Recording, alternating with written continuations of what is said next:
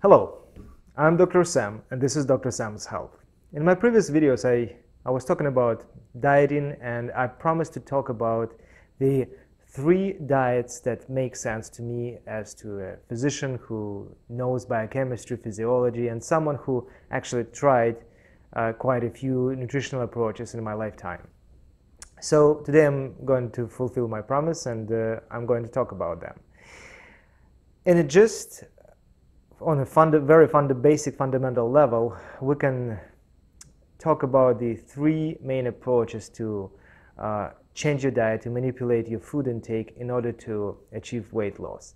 We can talk about changing the quantity of food we consume, its quality, and the timing of food intake. So we will start with the most straightforward concept, which would be changing the quantity of food intake. This concept is really straightforward and very simple. The idea behind this approach is that on daily basis we have to spend certain amount of energy to sustain our metabolism and to support our daily activities. I've got my website in the background as usual.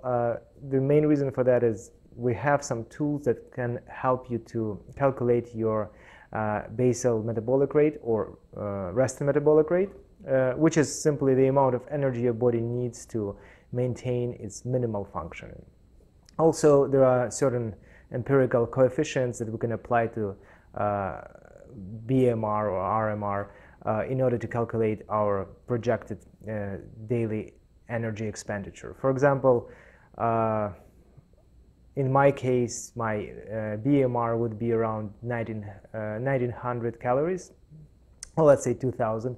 And if I don't do anything, if I just type something on my computer, work in the office, I do not have any extensive physical activity, the coefficient will be 1.2, which means that on daily basis I would spend around 2400 calories.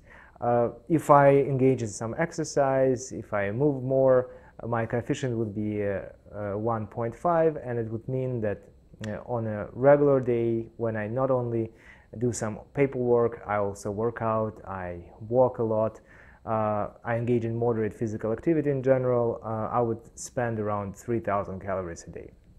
So knowing this amount, all we have to do is just to make sure that our food intake, our caloric intake is less than that.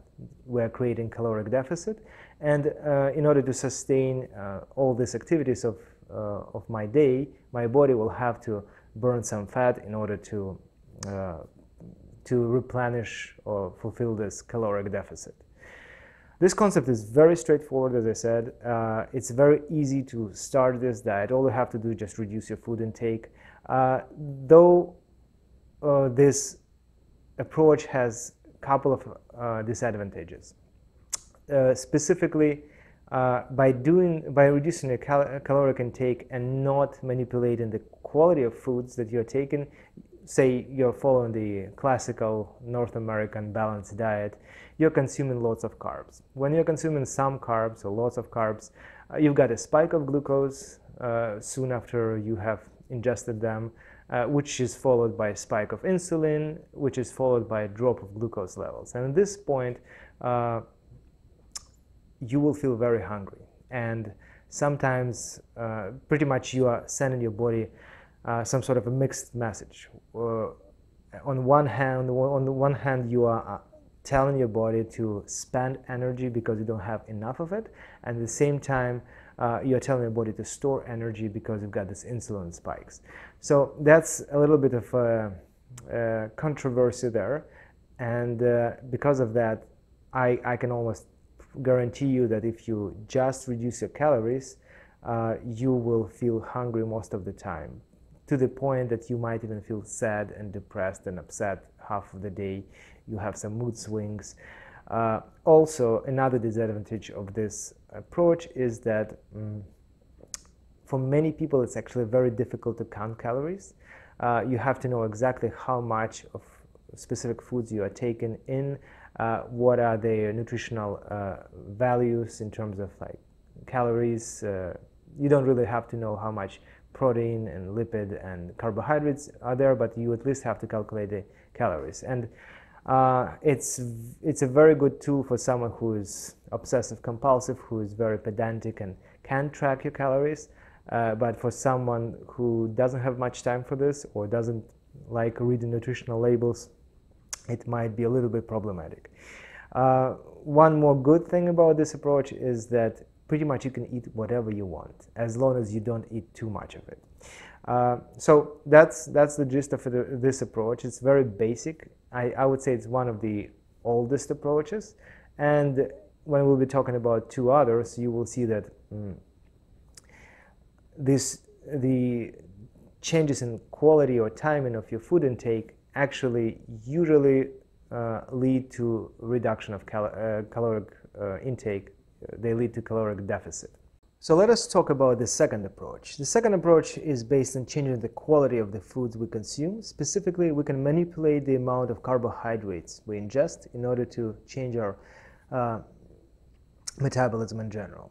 So when we consume carbohydrates, we got a surge of glucose in our bloodstream that triggers the release of insulin. And insulin's job is to simply make sure that it takes this glucose from bloodstream and packages it either in a form of glycogen in muscles and liver, or if the glycogen storages are already full, it starts converting glucose into fat and stores it as fat. So you can see the idea here already, right? If we do not consume any carbohydrates or consume very, very minimal amounts, like less than 20 grams per day, then our body has to do the opposite thing. It has to maintain certain glucose levels, specifically to sustain at least two organs that depend heavily on glucose: our brain and our red blood cells. Our red blood cells will always require glucose as a fuel. Our brain can actually adapt to ketogenic diet or to low carbohydrate intake within a 2-week period, something that is called keto adaptation. This approach was popularized by Dr. Atkins, but there are also quite a few diets that follow the same principle. Specifically, Dukan diet, South Beach diet, ketogenic diet is the mainstream diet these days that follows this approach. This approach is actually very, very good. I followed it for many months and I find it very effective. The pros are that you theoretically can consume any amounts of food as long as you don't eat any carbohydrates. You are going to lose weight. I was trying to find a good clinical trial or study that would have a group of people who would consume a lot of calories, but at the same time follow this low carbohydrates regimen, and in order to see if they lose weight, if they still lose weight. I couldn't find any, so that is something that has to be further explored. I don't buy it, to be honest. I believe that if you consume a low carbohydrate diet, you will likely will still automatically fall into the category of low calorie diet, but still this approach makes very good sense, and it does work, and there are quite a few studies showing that low carbohydrate diets are effective, and they actually help with number of cardiovascular risk factors too. The main disadvantage of this diet is that effectively you cannot get into ketosis, into this state of fat burning easily. It usually takes several days, up to two weeks, at least for your brain to adapt. So anytime you have a cheat meal, a slice of pizza, you pretty much halt your weight loss. That's kind of problematic. And another disadvantage is closely related to this one is that there are some foods that might be your favorite that you have to give up in order to lose weight. Pizzas, burgers, pretty much any carbohydrate-rich foods. So that might be a problem. But at the same time, this approach does work miracles. The third approach is even more biochemically advanced. and it's based on the idea that if you do not consume any food for extended period of time, more than 12 hours, something we call fast, you will trigger certain metabolic or hormonal changes in your body. Specifically, you will have a surge of growth hormone, which is implicated in a number of functions related to tissue reparation, fat mobilization, fat loss, and so on. So this approach is actually very good, something that we know by the name of intermittent fasting. And I tried it too. It does work pretty well. The whole idea is that you just make pretty long break between your food intakes. Usually you have like a fasting period of 12, 16, 20 hours at least, and then you have some sort of a feeding window when you consume whatever food you like. So this approach is good when your daily routine, your daily schedule allows for it. Like, for example, I usually skip breakfast, and all I have to do is just not to have any food until I come home from work, and then I say work out, and in the end of the day I have only one meal. So effectively I have a feeding window of like an hour or two, and the rest of the time my body adapts. My body has to rely on my internal storages of fat and glycogen in order to sustain my bodily functions. And also I've got a surge of growth hormone during sleep and during the first half of the day, most of the day actually, when my body actually builds muscle, repairs tissues, mobilizes fat, and burns it. So if it works for you, it works for you. If you cannot follow this regimen, if you say, for example, you're traveling, you're going to some meetings, parties, whatever, in the first time of the day, midday, if you cannot have such a long window of like fasting window, time frame when you are not consuming any food, then it will be very difficult for you to sustain it. Also, I was trying to find some studies that show that intermittent fasting is working. There are a couple of studies that show that intermittent fasting is working, again, miracles, but it's not more effective than low-calorie intake diets. So having said that, we have reviewed these three approaches. You can manipulate quantity of food, quality of food, and timing of food.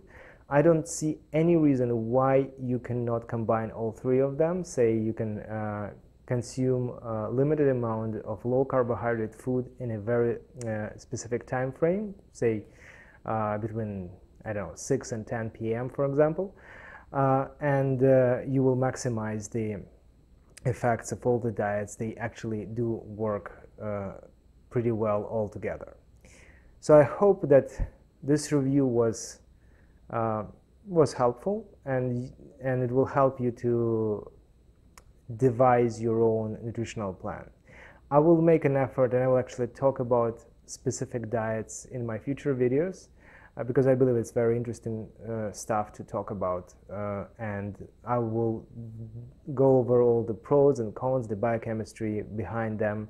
Also, I will try to expose some fad diets or something that I don't believe is effective.